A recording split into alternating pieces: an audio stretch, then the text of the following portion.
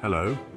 Welcome to the Weather Skool podcast, where we dive into the world of meteorology, but with a twist. This isn't just about weather forecasts and storm tracking. We're here to hear the stories behind the meteorologists themselves. You'll get to know the people who bring you the weather every day, what drives them, what challenges they've faced, and how their personal journeys shape the work they do. If you're passionate about weather or curious about the lives of those who predict it, you're in the right place. So jump in as we explore the people behind the forecasts and discover what makes meteorologists truly unique. Welcome to Weather Skool, and this is the Weather Skool Podcast Project. All right. Hi, everyone. I'm meteorologist Justin Kiefer from the Weather Skool Podcast Project, and we are so happy to have Tyler Eliasen join us. If you are just now tuning into your first Podcast Project episode, a little bit of background. I am interviewing and talking to the meteorologists from across the country, whether on or off camera, to get their stories told and to hear about the life and the world of being a broadcast meteorologist. So Tyler joins us from Memphis, Tennessee, and we go back a little ways, and so we'll get into that as this interview goes on. But Tyler, I appreciate your time. Thanks so much for joining us on the podcast project. Of course, man. Happy to be here. You and I haven't connected in years, a little bit here and there, but we haven't gotten to talk face to face or really over the phone. So it's good to see you again, man. I appreciate that. I do. Well, we're going to get, because one of the things that I really love about where I'm at in my career is young meteorologists like I'm working with right now in my job, and being help, at least showing, here's something that you may want to watch out for, or here's something that you may want to do. So we're going to talk a little bit about perhaps our relationship professionally a few years ago. But first thing off is let's find out a little bit about where you are right now and what you're doing, and talk about your life as a chief meteorologist in Memphis, Tennessee. Yeah, it's been great. My wife and I moved here last summer. Had never been to Memphis before, lived in the Southeast over in Georgia for about 10 years growing up. So know kind of the region, but before this, I was in Florida for a decade. So it was a big change for us, big leap, but it's been turned out fantastically. And people here are wonderful, love the station. So it's been a really good experience so far. That's awesome to hear. West Tennessee, what's interesting is I worked in East Tennessee in Knoxville. Mm-hmm. And it's a long way from Knoxville to Memphis. It's a long state. And the weather is so dynamically different between those two geographic regions. So we'll talk a little bit about that as well. So before, and you're the chief meteorologist there. I am now. Yep. And so that's an awesome job to have. Yeah, before absolutely. You were in Memphis. So what are some of the other career spots that you found yourself in? So you and I, you mentioned we go way back, right? So I started at WMEB in Panama City in 2013, so 11 years ago. You and our news director there made a big leap on me, and I came in and I did weekends there for a couple of years, and then I decided to stay and do mornings with you, which was got that morning job. I mean, you remember Chris and Kelsey, and these are folks that we worked with, and it was a huge family environment. And I told those folks when I decided to leave and move up that it was probably the most fun I would ever have at a job, that morning show that I did. It was just a really fun experience. But it was kind of one of those things where it was time to move on and take the next step so you can keep growing. So I made a jump to Tampa. Was there for 6 years, got to work with industry favorite Paul Delegato there. He's kind of a local legend in the Tampa market. Learning under him was fantastic. Wanted to stay in Tampa truly for the rest of my career. I remember saying early on, I only want to move twice. I don't want to move 6 or 7 times. I know that's just sometimes how it works out, but I knew I didn't want to do that. So I was planning on staying there, and just got to a certain point where it was kind of the same thing where I was ready to move up and ready for more. And there wasn't really that opportunity to grow at that time. And I started looking around, and Memphis pops up. And I was like, all right, well, let's give it a shot. And it just worked out phenomenally. Got along with the folks here great, and kind of the rest is history. It warms my heart just a bit, because I love seeing that success story and hearing that success story. Appreciate that. Saying that we took a leap of faith is actually, it was a no-brainer. When we looked at the applicants for the job that you were hired for, you were frankly, even though it was a starter position and it was your first job, you're kind of overqualified.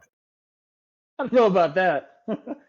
Oh, and it was, you're right about that morning crew that, they're still there. They're still knocking it out. Yeah, they're all still. I mean, just two out of the four are still there. Megan is down in Tampa. She works in a different industry, but yeah, Chris and Kelsey's still there.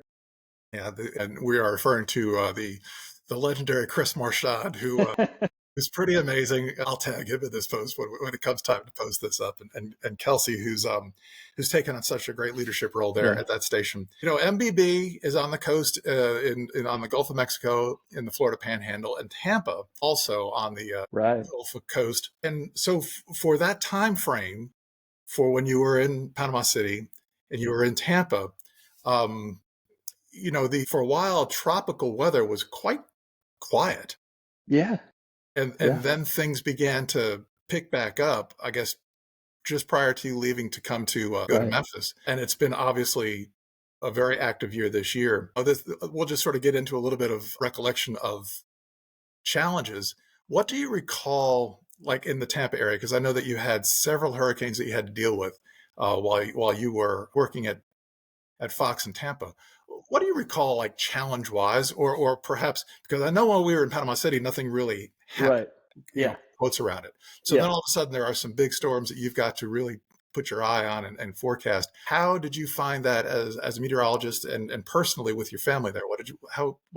What was it like with those challenges? Oh my gosh, there's so much we could talk about in that whole topic, but to kind of lead into it, I came from Chicago as a high school student and went to college in Valparaiso, Indiana, southern into Lake Michigan. I took one or two classes on tropical meteorology, but not a whole lot of real world experience with it. So I came to Florida and it was kind of like getting thrown into it. And thankfully, those first few years in UMBB weren't that active, but it gave me a little taste of, how the typical operation goes, looking out 2-3 weeks and the lead up time and all that kind of thing. We never really had to cover a storm actively in Panama City. And then I go to Tampa. This was July 2017. I was there a month, like 5 weeks, and Irma hits. Irma thankfully turned out to not be a terrible storm for the Tampa Bay area. Actually, the water drained out of the bay. There was no surge. But because there had been no major hurricane landfalls at that point for Florida in since like Wilma or something like that, something crazy, that 2.5 week period from the time it rolled off Africa, it was the most like anxious feeling that you had. Everywhere you went, everybody was just tense about it because they didn't know what was going to happen. So every single day leading up to that was, here's your 5 minutes of weather, 6 minutes of weather. What's the latest on this? And I learned very quickly that you're going to wear yourself out if you try and do that for 2.5 weeks, where it's just nonstop focus on something. And I learned from Paul Delgado there about just kind of the pacing that you have to do and the lead up to it, because folks follow along with that. They follow along with your energy and your kind of vibe, if you will. So if you're calm and relaxed, then they tend to be as well. So it's a big part of the job in those situations, and that lead up role, especially, to be as calming as you can and let folks know that, hey, we'll see where this is in 2 weeks. Don't wear yourself out now. And then we got to the point where it was here and it was 56 hours straight on the air. It was 12-hour shifts. And even that, you kind of have to just pace yourself and just walk folks through it. But I got a taste of what I need to be as a meteorologist at that point in terms of how people are receiving not only my forecast, but my energy towards that forecast. If I'm all amped up about it and I'm stressed or I appear stressed, they're going to be stressed as well. So I got a good feel for just kind of how all that comes together, because it's a multifaceted job that we do. We're not behind a computer screen. People are looking at our faces and they can tell our emotions as well. So that was my first introduction to that. But gosh, with the family at the time, my wife Julie and I, we didn't have any kids. So she was just home with the cat. She got through it, power outage and all that stuff. Over the years, we had other storms, other close calls, particularly Ian in 2022, made that last second turn and hit Fort Myers. And at that time we had 2 children. So it was very anxious for me, because I went to work, I think it was like a Tuesday morning. I boarded up the house and sent my wife and kids to my parents' house, which was about an hour away. And I didn't know if the house was going to be there. We were pretty close to the coast. I didn't know what was going to happen to the house. It made that right-hand turn and I saw what happened 2 hours south of us. And I think a lot of us had that survivor guilt that we talk about all the time. Like, gosh, this was right there. This could have been me. Why wasn't it me? That kind of thing. So there's a lot of emotions that people deal with tropical season. With Michael, you're very well versed in that. I mean, there's a lot of emotions that people are still feeling there, and it takes such a huge toll on the state when they have those big storms. Yeah, I'm hearing those you say those words, and I'm sort of Yeah, echoing the thought about when Michael hit our town there in Florida in Panama City. The interesting thing that you had mentioned with that lead up to that storm was that it was a Cape Verde system way out of it took, like you said, you were looking at it for weeks. yeah, And with Michael, Friday it was just an organized cloud mass near the Yucatan, and by Wednesday of the next week it was a Category 5 hurricane. So the anxious sort of lead up was not quite there with Michael, and there was a little bit of complacency that weekend because the weather in North Florida was sure, spectacular. yeah, And then by Monday it's like, oh no, we're going to be hit by this major hurricane. right. So so there are, like you said, there's so many different emotions that come into play if you're just going to work, and then all, it's whatever job it might be. So you take care of your house, take care of your family. But for a broadcast meteorologist, you got to do all that. Plus, then you're this information provider of this imminent storm, and there are a lot of emotions that go there. You kind of have to compartmentalize it because it's you're worried about your family. Obviously, that's your priority, but then you're worried about your viewers as well. I mean, I don't think people fully understand the connection that we have to our viewers. Like when I left Panama City, I had a great relationship with everybody there, loved it, and it was the next year, 2018, that Michael happened, and I'm sitting in Tampa in the office that afternoon, and the storm's 300 miles west of us, and we're getting a few little rain showers or whatever it is. It's breezy, and I'm like, oh my God, like I've been to Mexico Beach. I know people there. I've been to the pizza shop and I've jet skied there with some friends. Like we had people that lived in Mexico Beach and grew up there. And it was this like, just tugging at your heartstrings because you want to be there and you want to help. You want to be giving you information and helping folks. And I was watching you guys and do your thing on the air and seeing the emotion in your voice, as that thing came ashore. It's just Yeah. like, wow. Yeah, that was a tough day. And then the thing that you had mentioned about the viewers, part of what struck me was that once we lost everything and the power went out and everything, then I was like, gosh, we can't tell anybody else what's going on. Yeah. The people Yeah. who are upstream from this thing, and then in the neighboring towns to the north, and who watch in South Georgia and South Alabama, that kind of thing. It was like, well, gosh, we're stuck. We can't tell What do they anybody. do? Yeah. So, Yeah. so there was that thing was going on as well. Yeah, and for a Florida meteorologist, for a broadcast meteorologist, whether it's Miami or Tampa, Jacksonville, Orlando, any of the TV stations in Florida, you have this 6 month period where, for the most part, the tropics, you know, they're on the R storm now, Raphael. Right. It's November, Yeah.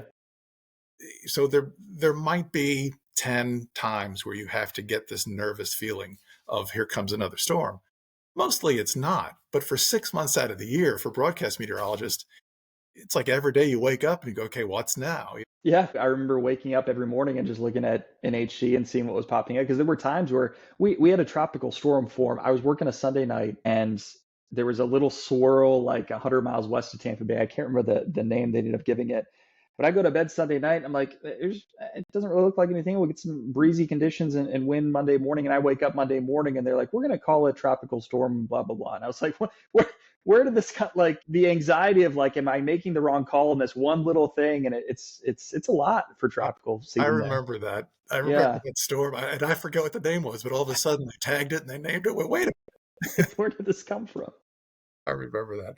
All Yeah. right, so let's go back. You said you grew up in Illinois, and as a kid, what was Yeah. life like for young Tyler back in those days? So it's funny. Everybody asks me, "Where are you from? Where'd you grow up?" And I say, "Well, kind of all over." I was born in Michigan, actually, born in the Detroit area. Moved away when I was 5. We moved to Atlanta. My dad worked for Delta there for 9 years. Lived in the suburbs, loved it. Tons of friends I still have around the Atlanta area. And then when I was in my sophomore year of high school, which is I think a tough time for a lot of folks to move, but for me it was like I kind of had this thing. I remember telling my parents, I was like, I feel like we're done here. I feel like we should, go on a new adventure. Like that's what I wanted to do.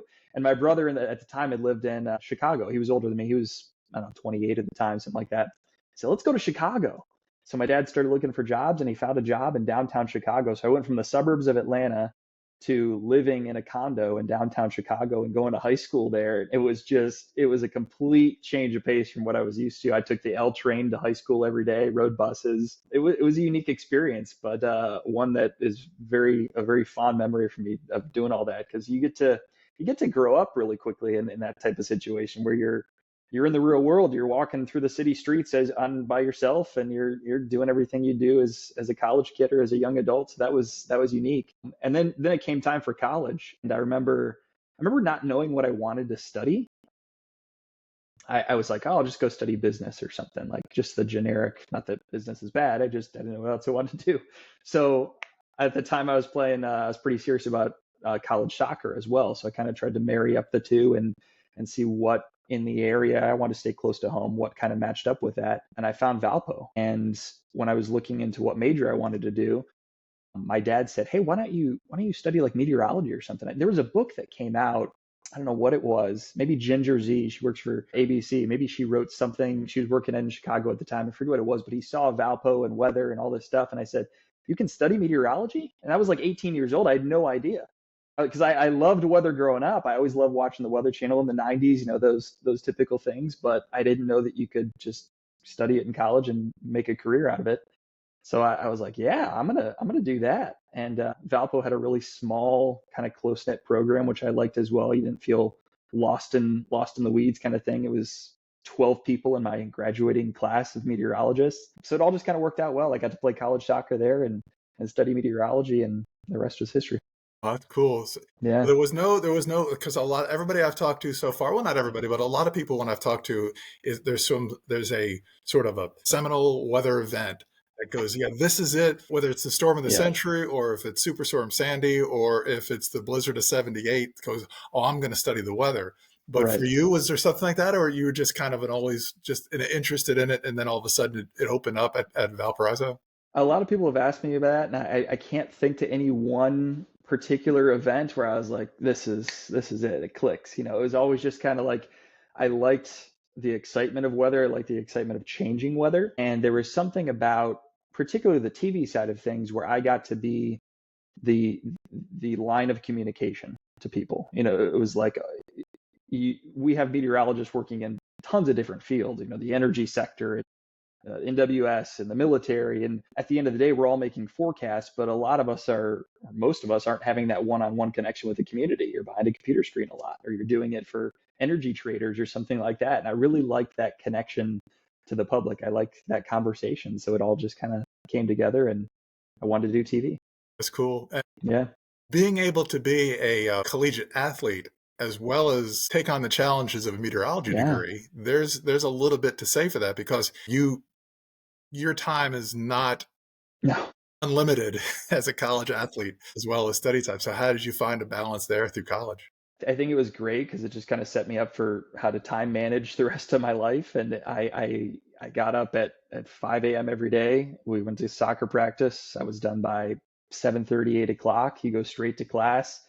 On those cold days, you're still wet from showering after practice and you're freezing in Indiana there. But no, it was just finding time when I could to study and do my homework and get enough sleep and go and do it all over again, travel for games. It was a lot, but I think it was really good. I think it's good for any student athlete. Usually student athletes end up being really successful because they learn that type of thing early on. The no pizza job on the side as well? No, I can't thank my parents enough because they supported, whatever I needed. If I was buying groceries, they'd pick up the bill for the groceries so that I could focus just on soccer and school. I didn't really have time to do even a small job. No, I was So kind of yeah, teasing about that because yeah, your life's pretty full anyway. So you're wrapping up, or at least getting close to the end of your yep, college career. yeah, One of the things that jumped out, and one of the reasons why when I was in Florida at WMBB and your resume came across the desk for the position that we hired you for, was your internships. And so, and it's something I can't stress enough to aspiring broadcast meteorologists is to find and get great internships. And that really spoke well to who you were, because it seemed like from even your video of you as a college student, as an intern. gosh, let's not that resurface somewhere, hopefully. But it still seemed to me like you were focused on this is what I'm going to do, and I'm going to get really good at it. Yeah. So how did your internships come about, and what did you feel you gleaned from that? Yeah. Someone gave me the same advice, about get internships as much as you can because you're going to find out if you like it or not. You can study something, you can love weather, you can love TV, but until you get into the real world and do it a little bit, you don't really know if you like it. And I did this in high school. Another thing that I was thinking about doing, I went to my dentist to do a little job shadow because I thought I could be a dentist. Why not? Sure. I go to the dentist. I made it about 3 hours and I almost passed out. And I'm like, okay, well, I'm not going to be a dentist. And that was clear to me. Okay, that's what you need to do to figure out if you like this or not. So when I came to meteorology and I knew that that's what I wanted to do, I said, let me make sure I really want to do this. I had family living in different places around the country, so I was able to go live with them for the summer. So my first internship, my sister was living back in Georgia still, in the Atlanta area. So I applied to a couple different stations there for their internship program, got an internship at Fox Atlanta. Went there. You've ever heard of Ken Cook? He's a longtime Atlanta meteorologist. I think Yes. he worked for like 40 years. Legend in the Atlanta market. Got to work with him and Steve Malone, their weather producer there. And they put me on the computer and they said, build us graphics, make your forecast, and put it together for us. And I said, okay. And it was thrown right into it because I had never used that graphic system or I had never really practiced forecasting a ton. I was only a sophomore that time in college. So it was getting thrown right into it. And I got to be on TV a little bit here and there with him. I ran radar during a couple severe weather events for Ken as he was on the air. So that was like real world, you're in it, and it just clicked that yes, this is absolutely what you should be doing. Because there were other things in college at the time that came along that were like being an aviation meteorologist for Southwest or something. And I was like, oh, that's cool. Maybe I'll do that. But the internships always kept bringing me back to TV and the true love for it. And I could have just done that. I could have just done one internship, but I decided to do two more. I ended up going to Fox in DC. You say, why DC? I had met my wife Julie like that spring, and it was just a great connection. I was like, I want to be close to her for the summer, and she lived in Maryland. So I applied, same thing, got a little apartment in the DC area for the summer and did my internship there doing the morning role and got a little bit of taste of the mornings, which I hadn't done before. I did evenings in Atlanta.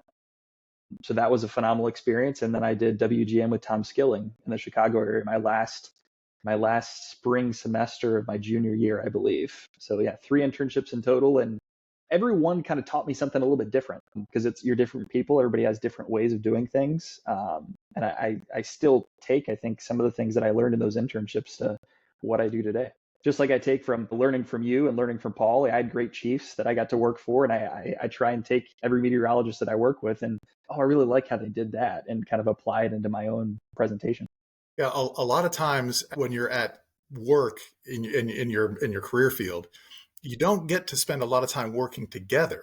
Like if, Right. if you're a morning meteorologist and an evening Yeah. meteorologist, sometimes you don't even see each other for No. weeks on end. Yeah. So an internship, I think, is crucial because you get to work with people. You get to sit next to and hear that advice coming, dripping out of somebody who's Yeah. been that business for a while. It's one of the things I don't, it's part of the job, but you just, in some cases, if as a morning meteorologist or a weekend meteorologist, you just never get to work as a team until there's severe weather, Right. and then you sort of come together. But point being is that an internship definitely gets you an exposure to being able to work with people instead Yeah. of just by yourself. That's for sure. Yeah. Absolutely. So Ken Cook, who when I was growing up in Georgia, was one of those people that I looked at and go, hey, there was just, like I said, there's this Mount Rushmore of Yeah. Atlanta meteorologists that I used to watch. Ken was Yep. one of them, Yep. and I always thought it was cool because he had a mustache. Yeah. The iconic mustache. Yeah. I think he still has it. I thought, hey, that's pretty cool, and I've put the gray hair back on the face recently. Yeah.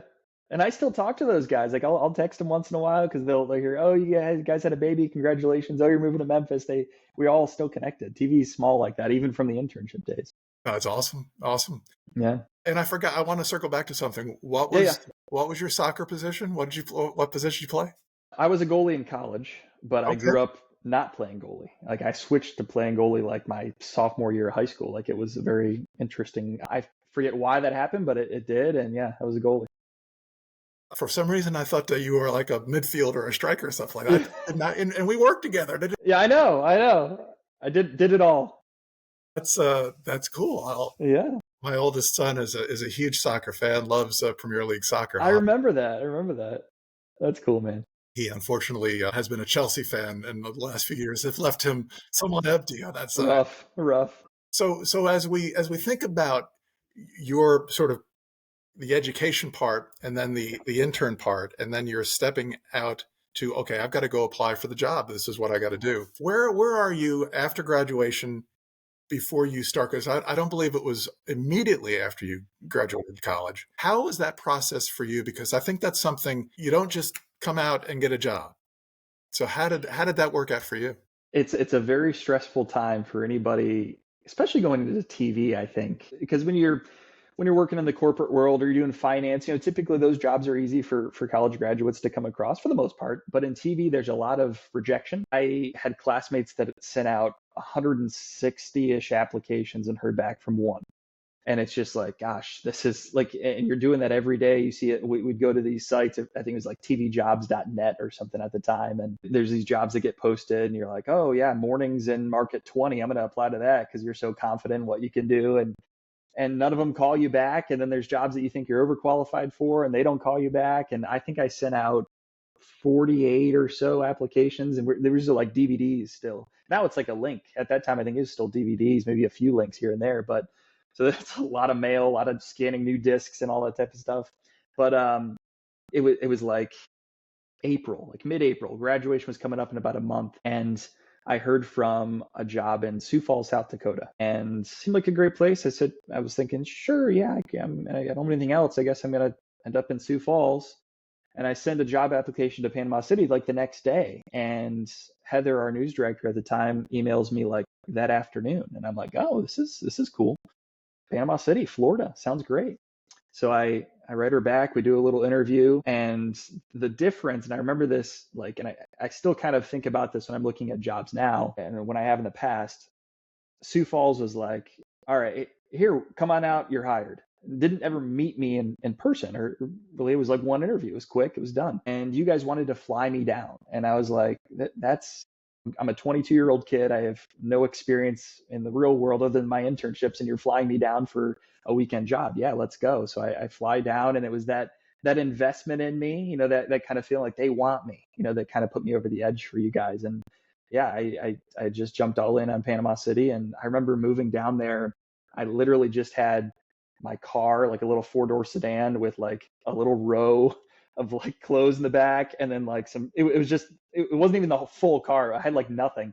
I lived in a short-term stay hotel on like the east side of Panama City because I didn't have time to come down to look at apartments or something. This was like in the Callaway area, if you're familiar, folks listening. But it wasn't a great spot. It was like these little thin mattresses on like plywood sheeting on the bottom. It was just, I did it for like 6 days, and then I found some apartment on Craigslist.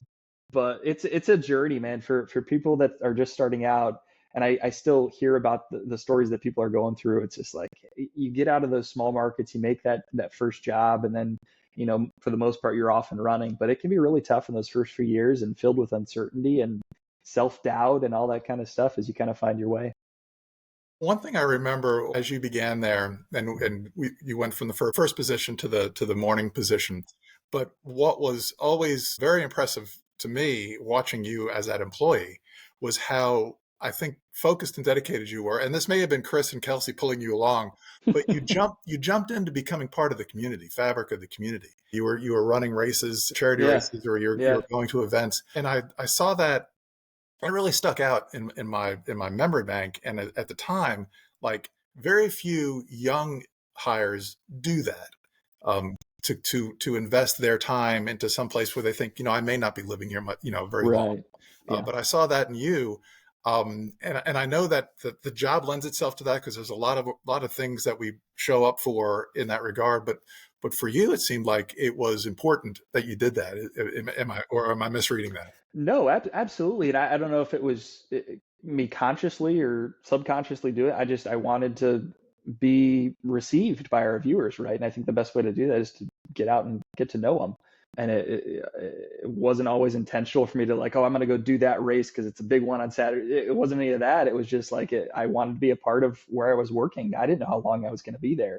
But you're absolutely right. I mean, being tied into the community wherever you work, small market, big market, is huge because it's you have to be genuine. That's the biggest thing in our industry. And I think I figured this out while I was working in Panama City. Probably those first couple of years, I was trying to be a perfectionist all the time with my on-air presence. You know, it's like, oh, I can't, I want to say these 5 things. I can't mess up on this. Oh, I want to get that point across. The weather watchers, I don't want to mess up the weather watchers' name. I had like a sheet taped to the wall on the side of the green screen. I would like walk off the air to make sure that I could remember the weather watchers' names and the order and all that stuff. And at a certain point, it's just like, just relax, just go talk and have fun and be yourself. And that's still what I do today. And that is the number one thing I think that's driven my success, is just being who I am. I'm not trying to do anything else other than that. Being genuine goes a long way. Yeah, and that will filter through whatever someone's watching, whether it's television or a device. Right. That will ooze through that screen, being the genuine person for sure. Yeah, for the North Florida Panama City residents, the weather watchers were some of the most unique and charismatic people that we'll ever come across, I think. Yeah. And I talk to this day about some of those people who would call in, you know, in fact, my wife and I talked about this, I think this week, that for one luncheon a year and some name recognition, they would get up in the morning and go get a weather report and call in and leave a message on an answering machine every single day, morning and afternoon. And you know, and that's part of the reason why I'm starting, you know, the weather school community that I'm doing, plus doing this podcast, is to kind of bring attention to the fabric of our jobs and the communities that we live in. Yeah. No, you get more than the weather report with a lot of them. Sometimes you get a nice little 2-minute conversation. You're like, I got to get this number. Tell me the number. But no, people want to be a part of that, and they're invested in it too. And it just shows that you're really a part of their lives. And I think a lot of our viewers felt that way, no matter where you go. I mean, people are still watching local news as much as the news product that our newsrooms produce is significant and very important. The number one reason people are watching local news is that weather and weather connection. And I think that's going to keep local news going for many decades. It's changed so much. It's going to keep changing, but I still think there's always going to be a place for it. Yeah, for sure. So from Panama City, you made a jump to Tampa. Yeah. And now market size, that's a pretty considerable jump in television markets. So it's a small market to a big market in one jump. And I recall having a conversation with your future chief and Paul Delgado. We talked on the phone during your hiring process. And he was, you know, he was not suspicious, but he was just like, you know, who am I hiring here? Right. And I said to him, Paul, if I'm you, I'm hiring him tomorrow. Wow. And he went, that's awesome. All I need to hear. That's awesome. I love hearing it. That's awesome. And so how did you feel? Because again, I went from Tallahassee, Florida to the Tampa market. And at the time, there were some legends in broadcast meteorology working at the 3 and 4 stations that were in that market. Yeah. And I felt a little bit, you know, out of my league here. Like I'm swimming with some big fish at this point. Yeah. And it took me a few years to kind of get comfortable enough to feel confident in that market. Yeah. How did you feel going from Panama City to Tampa? So a little bit of backstory real quick about it. I had kind of let the folks in Panama City know that I wasn't going to be staying. You know, I'd kind of made the decision that I was going to move up. It was time for me to move on. And I didn't have anything at that moment that I was moving on to. It was like the last couple months of my contract there in Panama City. I ended up going to Milwaukee on an interview and they offered me the job. Again, this is like a late April. It always seems to be like a late April, May, just because when you get your contracts, they last 2 years or 3 years. It always comes up at the same time. They offered me the job, and you know, there's just something about it. In Panama City, my first years, I had to be a reporter, right? So I had to go out. I was covering everything that our normal reporters were covering. I had no training for that. And I remember, and I talked to you a lot about this. I was like, Justin, I hate doing this, but I got the job in Milwaukee, and they're like, yeah, we want you to still do like a little bit of like reporting, but it'll still be like weather reporting. And when they tell you that, it's like, we'll see. So I just didn't feel confident in taking that job, even with nothing else on the table. I had a month left in my contract. I was married. I was supporting our family. So it was a big leap. And I just said, I asked my wife and I said, babe, what do we do here? And I was on the phone, off phone, 10 minutes go by. And she said, if you don't feel good about it, don't take it. And I said, okay. So I didn't take it. I turned it down. The next day, the news director from Tampa called me and did an interview, went down there, loved it.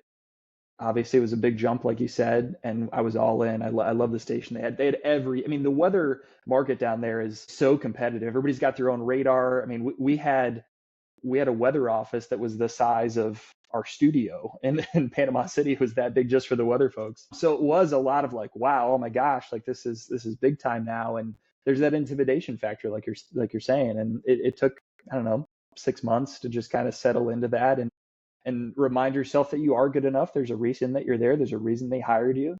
And that was always the thing that I was battling early on in my career, that self-doubt, like, am I good enough for this or whatever? And, Paul, I think just watching him and how he's very unique. If you guys listening, you've never watched Paul Delgado, go watch Paul Delgado and watch him do a weathercast, because he's just a straight shooter. He cracks jokes. He tells it like it is. And, I think that relaxed me a lot, that I can just relax and be myself as well. And it was a pretty easy time settling in and having his approval and me and him working together and covering big storms and being equal and that presentation in the viewer's eyes. I gained a lot of trust with our viewers very quickly, and I just kind of settled into it. Just felt really natural. So it was the perfect thing for me at that time to get that next step, that next level of growth. It worked out great.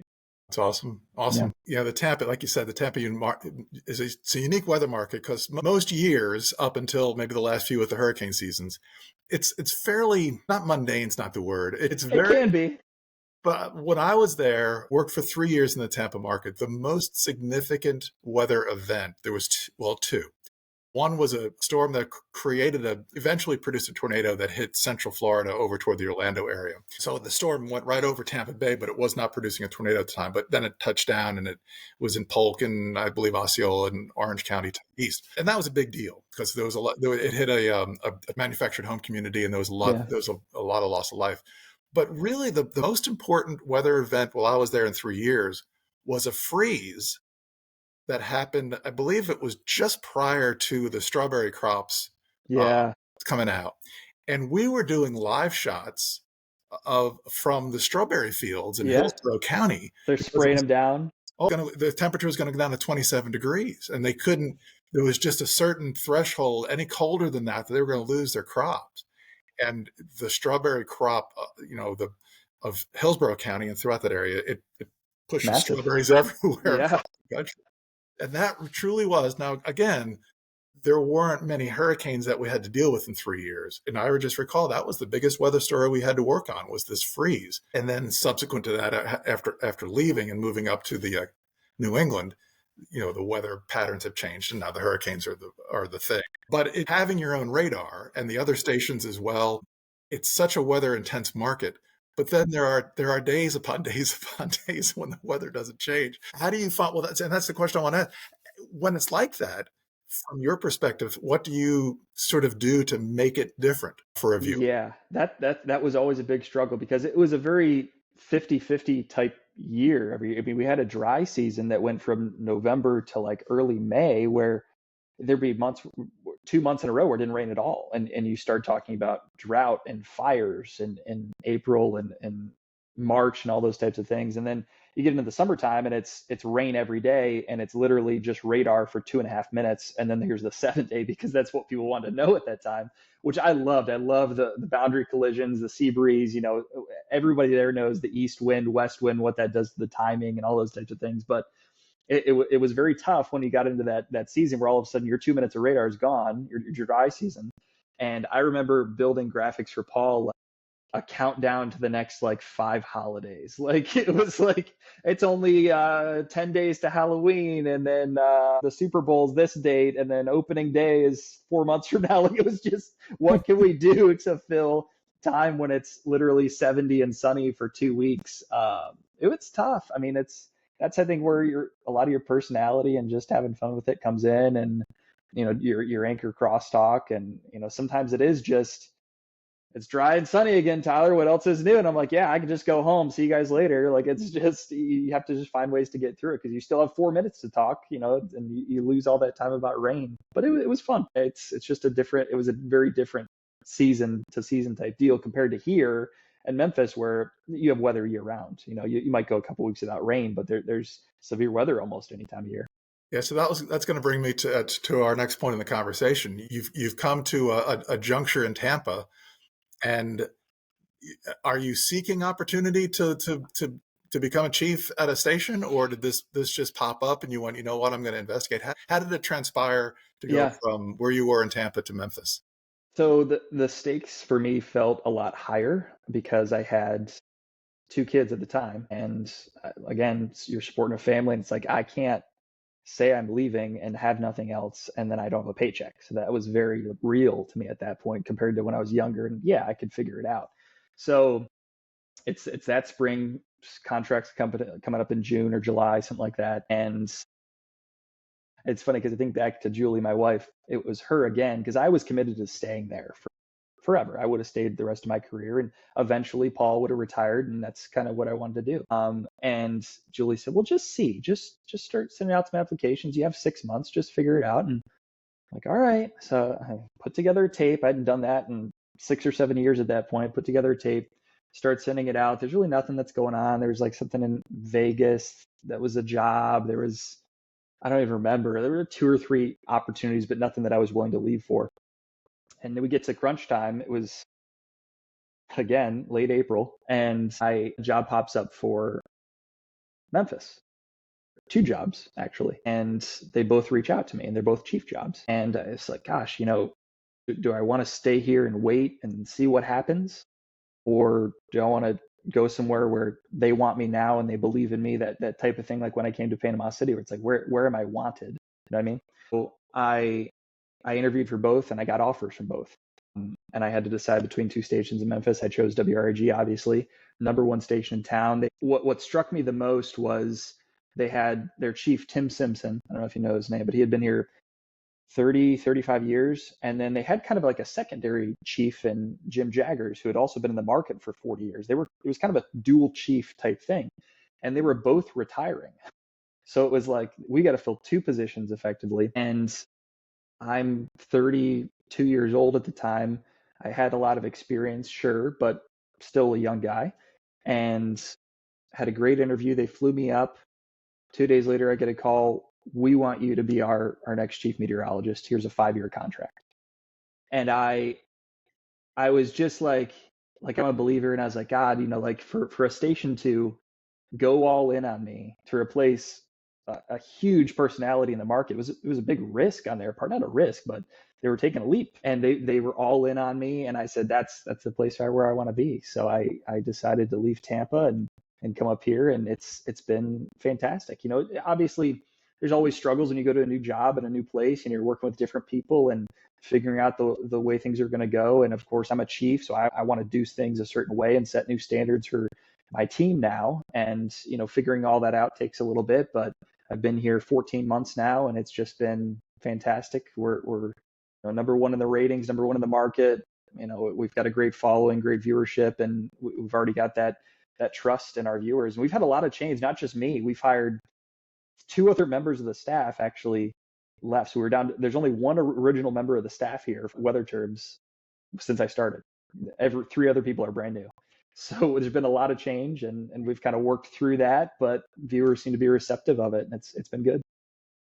I like, you had the Milwaukee offer, Mm-hmm. and then you gave it a breath, Yeah. and Tampa calls. I think there's something to be said there as far as the provision in that. Yeah. And then the feeling in Tampa, is like, I could stay here. Right. And then Memphis calls. Right. I think that there's something in that. Yeah.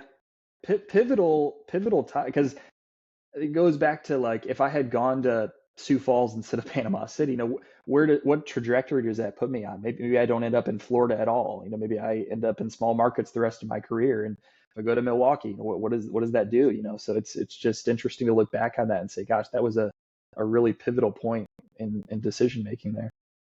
Sometimes it seems that it may be sort of by chance or happenstance, but also you put yourself in the position for that to happen. And so with your work ethic and your integrity and your talent all coming together, those synchronicities are out there for you.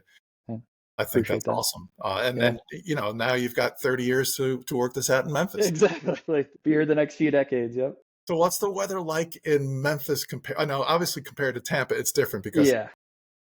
it gets cooler than 80 degrees at Right. night during the summer. Right. But how have you found the challenges between winter and severe weather and things like that? Yeah, in Florida, we'd have occasional severe weather. That was a big topic of discussion in my interviews here was, what's your severe weather experience? Because here in the Mid-South, with Tornado Alley kind of expanding further, it's a huge, huge deal. We get massive outbreaks and large, violent tornadoes sometimes. And, in Florida, my experience with long-term coverage with hurricanes was there. But when you're doing tornadic coverage, it's 15, 20 minutes sometimes, and there's vital information there's no downtime. And we had a couple spin ups occasionally in Florida and Panama City and Tampa, but it's very different here with, you might be on the air for 8 hours tracking tornadoes. So that was a bit of an adjustment, just how we want to tailor that coverage, because they did things maybe a certain way before, and there's new things that I can add to that. Bought a new storm tracker that we have now, so we have a meteorologist out in the field for those big outbreaks that we can bring up their live shot and see different views of storms and have them discuss what they're seeing. So there's different perspectives. It's not just looking at a radar screen the whole time, but getting used to severe weather and just how we want to do that coverage and to give the best information to our viewers has been the biggest adjustment. We've had certain events here and there, thankfully not a lot of massive things going on the last year or so, but time to work out the kinks about what we're doing. So that was a big adjustment. And then cold, obviously, when you're in Florida, it's like, oh, it's going to get to 40 degrees tonight. The first few months, it was like, well, yeah, that's normal. And I was like, yeah, I guess it is normal. Like last year we had the snowstorm. I remember, so we had 7 inches of snow last January. I think we average about 3 inches of snow a whole season. Most years we don't get any. We had a big snowstorm that happened. It was like the week after President's Day. I had never, professionally at least, forecast a snowstorm. You and I had covered an ice storm in Panama City that first winter I was That's there, right. which is a huge deal. That I did the flurry hunt. That was a little package I did it. And there's one. There's a flurry. But other than that, I had never okay, let's focus on snow totals, snow map. I never had to do that. So I remembered how to do it. I had done it in Valpo, but professionally it was the first time. And, we just kind of did our best and ended up working out like perfectly, like where the strip of 6, 7 inches was going to be. But, getting used to winter weather and that happening. And it's just different, but it's all the same types of skills that you've used before. Yeah. 2 years into my career, so this was a back a ways before computers, before computer output of models. So there were paper models printed off on Yep. facsimile charts, right? Yep. And in Tallahassee, Florida, where I was working just prior to Christmas, this was 1989, we had a snowstorm. It was essentially a front came through, installed, and this little low came out of the Gulf, but it was cold enough on, I think it was the 21st, 22nd of December of that year, that we had 2.5 inches of snow in Tallahassee. And it snowed in the Florida Panhandle and things like that. And I recall, and I believe it was a Friday, so our 11 o'clock newscast, it snowed in between the evening news and then the late news. But I recall in the evening news, it had not yet begun to snow. And we had a limited amount of radar coverage with the old National Weather Service radar. It wasn't even Doppler radar. And I said, that's snow and it's coming this way, and I hadn't forecasted snow ever. Yeah. And everybody in the newsroom was like, oh, it's not going to snow here. And the next thing you know, you got 2.5 inches of snow on the ground, and it stayed on the ground till Christmas Day. So that was my first indoctrination. But the big story for me, and was so working in Tallahassee for a while, another 3 years in Tampa, and then I go to Southern New England. Mm. And so that's when you're challenged to, especially on a winter weather forecast, Yeah.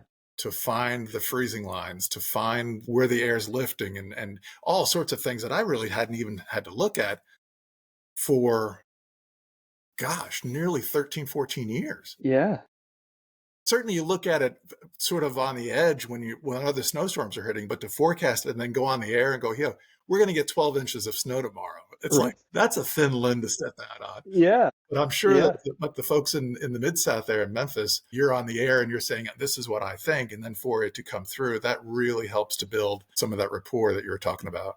it was so much of, it was a week of buildup. We kind of saw the things are going to kind of line up, right? Similar situation, big cold blast, and then just moisture riding along the boundary, and we were north of it, and it just big blanket. And I saw that setup, but I was urging, because everyone in the newsroom is anxious because again we don't get a lot of snow, and it was just kind of like, let's just take it day by day here. I'm not putting out snow totals till maybe 48 hours away because we're not going to just ramp it up for no reason. And that came from hurricane forecasting. Let's not get too anxious about this a week and a half out. Let's take it day by day. We'll ramp up our coverage, and we'll get to a point where we can put together a snow forecast that you can count on and know how much snow you're going to get at your house. And the tricky part, it wasn't so much the snow totals. I said everybody's going to get some snow, and don't focus on whether you get 5 or 2 because everybody's not going to be able to travel anywhere because we don't have snow plows in the Mid-South. So I was like, just worry about the fact that you're going to have snow and you can't travel, and the cold that was coming after the fact, and then thinking about, okay, there's a fresh blanket of snow. How cold are we going to get tonight as a result? I think we had a forecast of like 3 one night after the snow. And we ended up dropping in Memphis, I believe, to -2. And there were spots in the Virion like -10. And the Mid-South is not, it's not Chicago, it's not Minneapolis, where it's built to handle those types of things. So pipe bursts all over the place, and it's just a mess, and people can't stay warm if they're in a poor built structure. So that was a big deal, because usually we'll get snow for a day, maybe a day and a half, it melts, it's sunny and 60 again. And this was a week, we were below freezing for a week. Oof. With snow that would not leave. So school was out for a week, and no one could go anywhere for a week, and it was refreezing because they can't plow it. It was a mess. It was a mess. That's an amazing challenge. I mean, you just got to the market a half year before that, Everywhere I go, it seems like there's an introduction very quickly to whatever is going on with the big weather event. And I hear in your voice how your viewership and the people who are watching. But I kind of want to just go off a little bit here and talk about social media. How do you embrace that? What do you find challenging in that regard? And then also, what do you find that is beneficial to your position through the use of social media? And what sort of platforms do you find to be the best? So I think social media has a lot of good things about it, a lot of bad things about it. I've found over the years that when we can reach those viewers that are not watching us and get their questions answered, people that don't watch local news, that's the biggest tool. And the best way to do that I've found has been with Facebook Lives, because I can sit there for a half an hour and go through more in depth than I can for my 4 or 5 or 6 minutes on TV, and then address specific questions about that forecast, because they can ask you a question when you're on their TV screen. So it's that direct relationship. So in Florida, we would do a Facebook Live every day, sometimes multiple times a day, leading up to a hurricane event. It would just the latest data, just kind of walking through what we're seeing kind of in real time. Like, oh, here's the new model data. Let's check this out and figure it out. And the response on that was just massive. Like, we'd have 12,000 people watching at any given moment, and they're all asking questions. Of course, they all want to know, what about my town? What about my town? What about my town? But that was the best use of social media, because you can't do that in any other way. So I really like that aspect of Facebook, specifically was Facebook Live. Nice. I think Twitter's great just for the real-time information, because obviously if you post a tornado warning on Facebook, somebody sees it 3 days later, and you don't timestamp it and they're not looking close, they're, oh, what's going on? Twitter is like real-time in your, or X now, whatever it is. So I love Twitter for that, specifically just real-time information on any subject.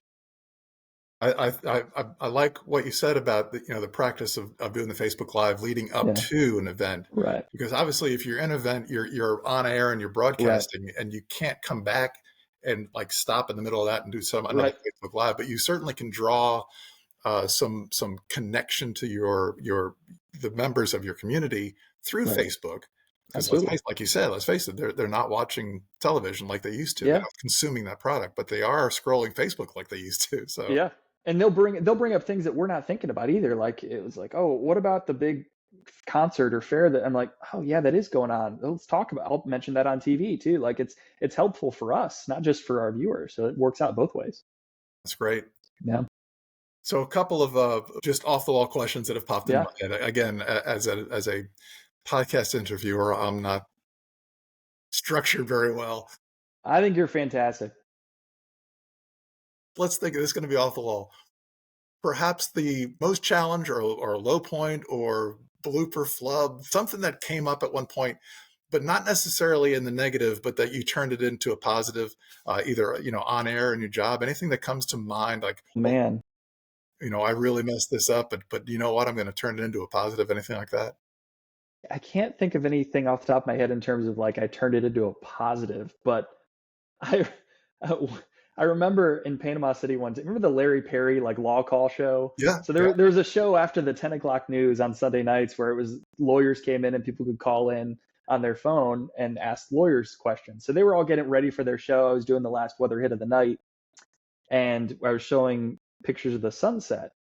And they're watching TV as they're getting ready for their show. I don't know what's the age range in your podcast here, but I, I don't market for kids, so it should be consumed by adults, but I'm not sure. I was just talking quickly and I was like, check out this beautiful sun shit we had earlier tonight. And they walk in after they're like, did you say sun shit on the air? It's just a massive like word flub, but that always stuck with me as something funny that happened. I don't know if there's anything other than that I No, turned into a positive, but that stuck with me for sure.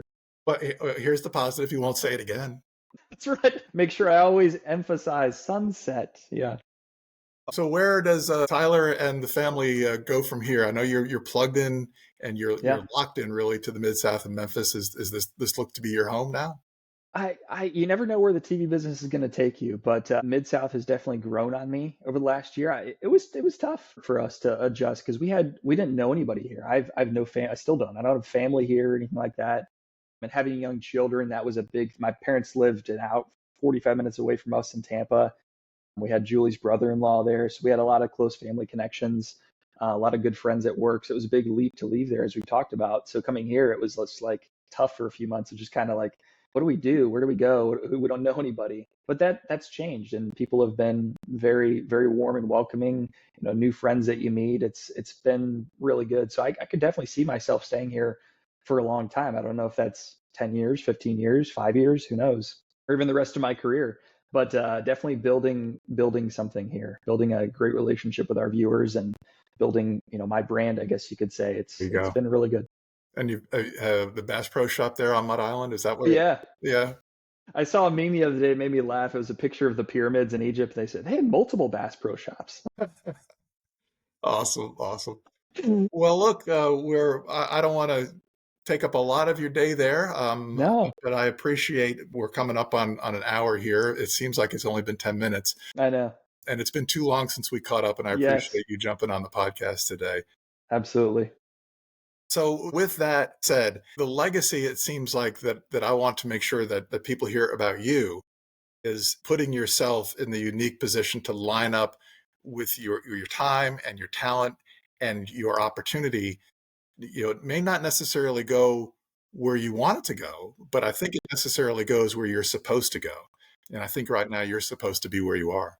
I remember I posted on Facebook when I left Tampa, and my kind of goodbye post, I said something about you have your plan and God has his plan, but God's plan is always better than your plan.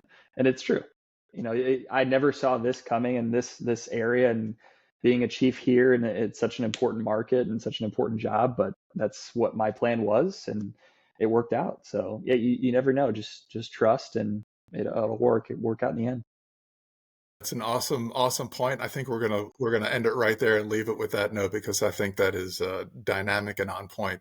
Tyler Eliasen, Chief Meteorologist at WREG in Memphis, Tennessee. Thanks for joining us on the podcast project. Have a great day. Thanks, Justin. All right. Thanks for watching this episode of the Weather School Podcast Project. To see all the episodes of the podcast project, please visit skool.com/weatherschool/about. Become a member and join the Weather School community.